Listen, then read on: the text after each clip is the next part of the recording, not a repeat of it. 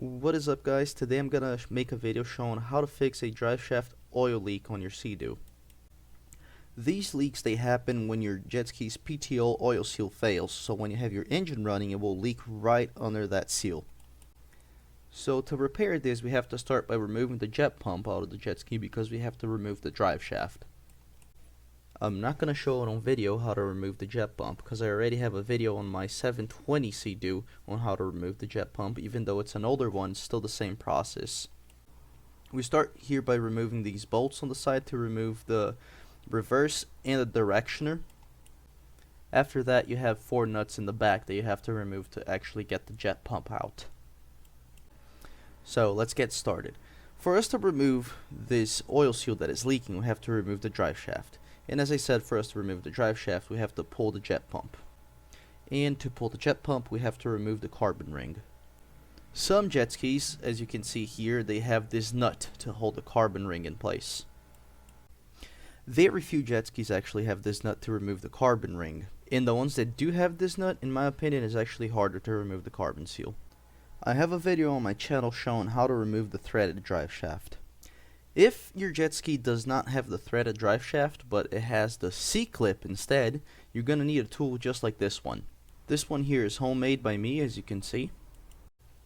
And it works by fitting right here over the seal, and you use it as a lever to push it back so you can remove the C-clip and get the seal free. Alright, with the drive shaft off, instead of buying just the oil seal, I bought the whole bearing assembly. It's a little bit more expensive, but it's easier because I don't have to be replacing seals. And also, it gives me a certainty that I have good bearings and everything else. On the right, we can see the old part, and here on the left, we can see where the oil seal is. This is the seal that holds in the engine oil.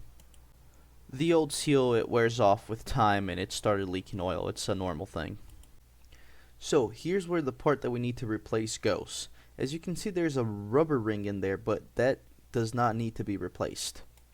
It is not an oil seal. All the maintenance manuals from Sea-Doo that I read, they all say that we do not need to replace that rubber ring. We only need to replace the seal on the bearing assembly.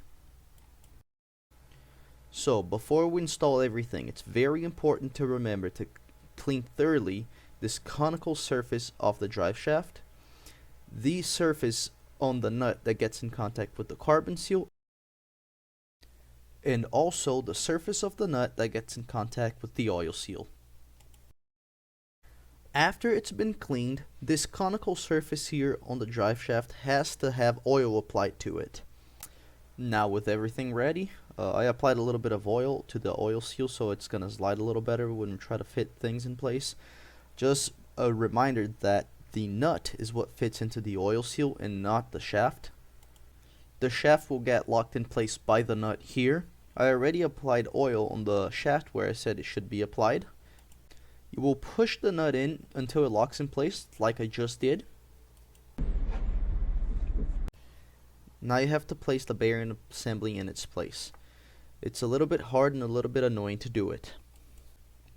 But after you put it in place and push it as far in as you can tighten up the hose clamp.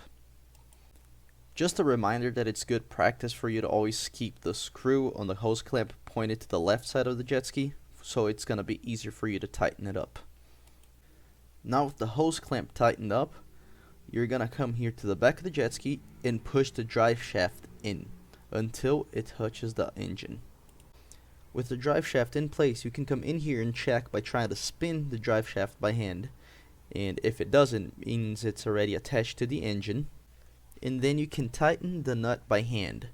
The Sea-Doo maintenance manual says that you have to tighten it about 1.5 turns by hand.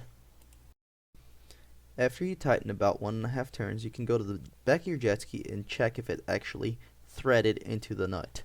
And to do that, you simply grab onto your drive shaft and give it a little tug to see if you can pull it.